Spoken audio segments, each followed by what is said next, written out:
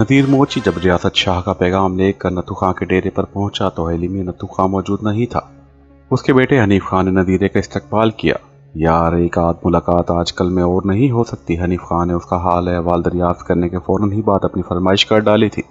नदीर मोची तिलमिला कर रह गया। उसने अंदाजा लगा लिया कि इस मजनू पर हविस का भूत कुछ ज्यादा ही सवार हो गया है और ये तमाम मसलियतें एक तरफ रखकर जरूर पलवाल पहुंचेगा, ख्वाह इसको अपने बाप ही से क्यों न टकराना पड़े। नदीर खान की जान बड़े अजाब में फंस गई थी। फजल शाह ने उसे कंधे पर जो बोझ ला दिया था उसने नदीर मोची की कमर धरी कर दी थी। उसने भी कुछ कच्ची गोलियां नहीं खेली थी। इस बात में कोई शक नहीं था कि फजल शाह एक तरह उसके हर जुर्म में बराबर का शरीक था, क्योंकि उसने इर्द गिर्द के देहातों से जितनी लड़कियों को अगवा करके बदार हुसन तक पहुंचाया था उनमें से कोई ऐसी नहीं थी जिसे सबसे पहले उसने फजल शाह के बिस्तर की जीनत न बनाया हो। गो कि उसने ये सारी हराम कारियां हिफ्ज़ माकदम के तौर पर की थी और तो फजल शाह की हविस की आग गुज़श्ता 10 साल से मुसलसल बुझाता आ रहा था। लेकिन उसकी जान बचाने के लिए सब कुछ काफी नहीं था। ऐन मुमकिन था कि अगर रियासत शाह इलेक्शन हार जाता और पुलिस दबे हुए केस दोबारा खोल देती तो फजल शाह उसे बेचानने से इनकार कर देता।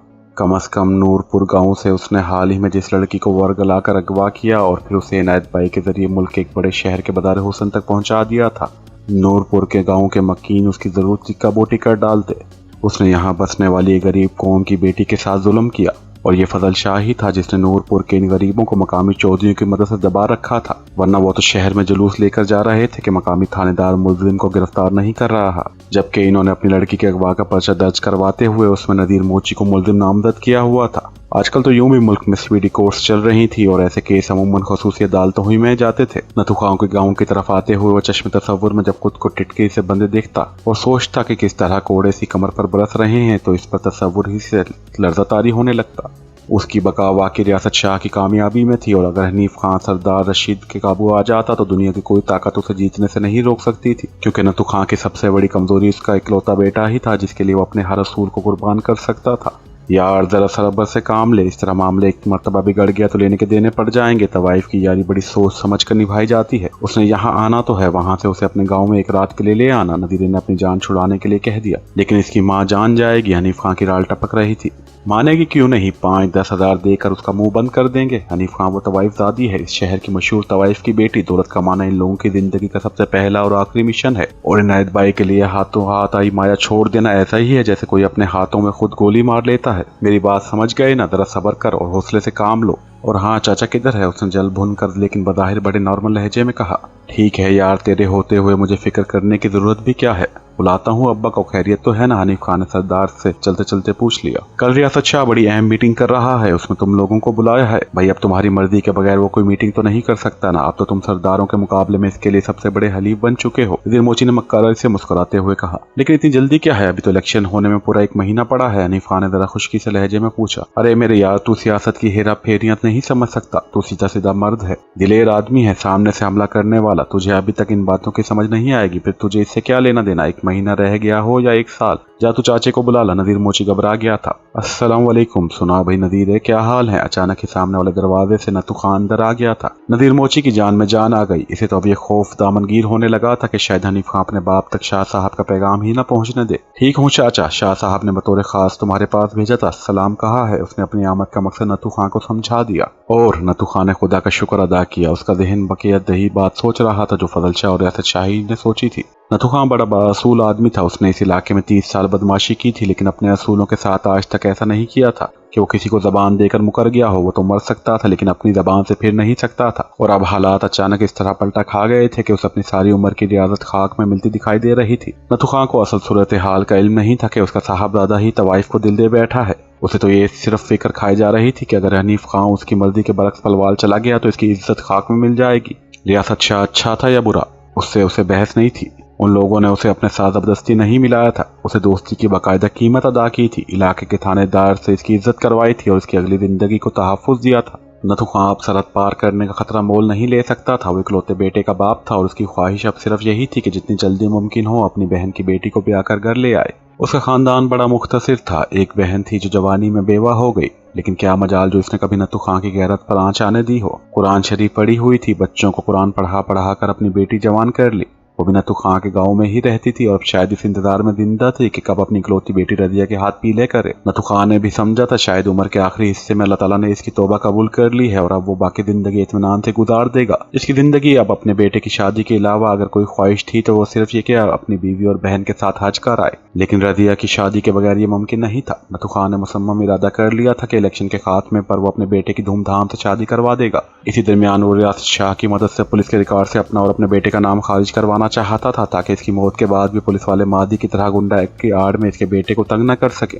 रियासत शाह की तरफ से दावतनामा मिलने पर नथु खां ने खुदा का शुक्र अदा किया था कि इस तरह कम अज कम उसे मसरूफियत का बहाना मिल जाएगा और उसका भरम रह जाएगा। ठीक है नदीर, तू रोटी पानी खा पी, मैं इंशाअल्लाह कल सुबह ही हनीफ खां के साथ पहुंच जाऊंगा, इसने नदीर मोची से कहा। नदीर मोची ने तब यही सोचा था कि शायद बला टल गई है और अब इसकी जान बच जाएगी। अपनी दांस में भी इस तरह के वो खुशखुरम फजल शाह को खुशखबरी सुनाने पहुंचा था। ठीक है, अब तुम हर मुमकिन कोशिश करो कि इनायत भाई अपनी बेटी को पलवाल लेकर ना जाए, उसे जितनी रकम भी देनी पड़े फिलहाल देकर रोक लो, इसके लिए फिर इससे निपटते रहेंगे। फजल शाह ने अगला हुक्म सुना दिया।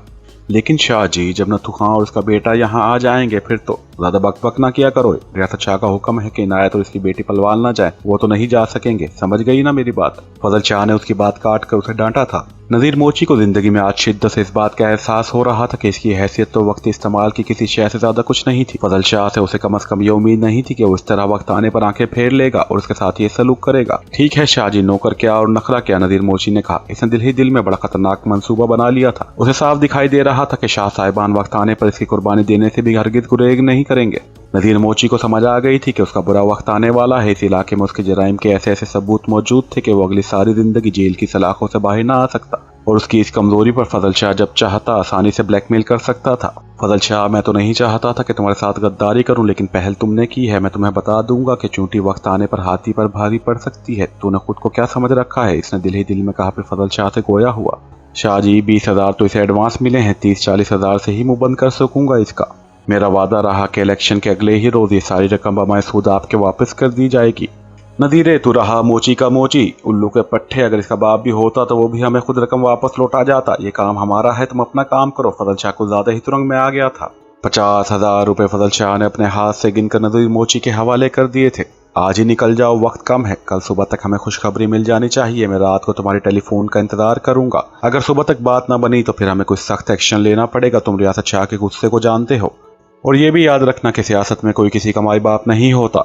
हमें अपनी इज्जत और असम्बली की सीट बचाने के लिए अगर अपने किसी मुलाजिम की कुर्बानी भी देनी पड़ी तो रियासत शाह इससे भी दरेग नहीं करेगा। मेरी बात तो तुम समझ गए हो ना, फजल शाह ने पिघलता हुआ शीशे से कानों में उडेलते हुए कहा। शाह जी, आज तक आपका ये गुलाम कभी नाकाम वापस नहीं लौटा, अब ऐसा क्यों होगा? आप मुतमईन रहे शाह जी, बिल्कुल इत्मीनान रखें, आपको रात फोन पर ही इत्तला मिल जाएगी। नदीर मोची ने मक्कारी से दांत निकाले। ठीक है, अल्लाह बेली। फजल शाह ने उसे हाथ से इशारा किया और नदीर मोची उसके घुटनों को हाथ लगाकर उठ खड़ा हुआ और बाहर आ गया।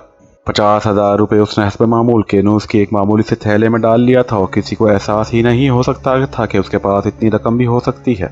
असूली तौर पर तो उसे यहाँ से नजदीकी बस स्टैंड तक जाना था जहाँ से वो बस पकड़ता और शहर जाता, लेकिन नदीर मोची यहाँ से सीधा अपने घर गया था। उसे घर में रखा ही क्या था? सारी जिंदगी उसने ऐशो इशरत की नजर कर दी थी। बीवी लड़कर 4-5 साल पहले मेके चली गई थी और आज तक वापस नहीं आई थी। उसने पिछले साल ही बीवी को तलाक दे दी थी।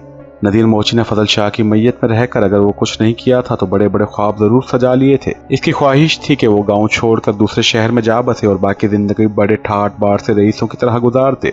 इस मकसद के लिए उसने शहर में एक अकाउंट खोला था जिसका इल्म सिवाय इसके या खुदा की जात के और किसी को नहीं था।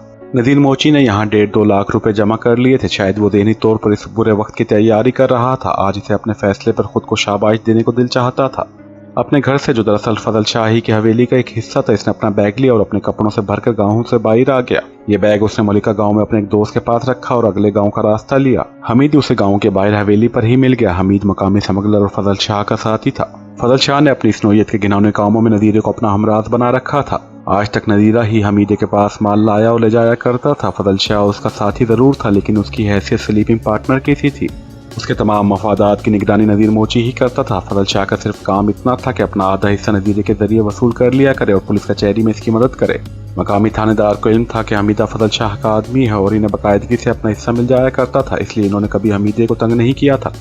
फजल शाह माल सरहद के दूसरी तरफ पहुंचाने के लिए किसी न किसी पकड़ पर अपना कोई शिकार तलाश कर ही लिया करता था, जिनको हिस्सा बखेरा देकर वो हमीदे का माल पार पहुंचा दिया करता था। ऐसे 3-4 और घोरक धंधे भी उसने इलाके में फैला रखे थे, जिन्हें रियासत शाह से पहले बड़े शाह साहब की मुकम्मल पुष्टपनाही हासिल रही थी।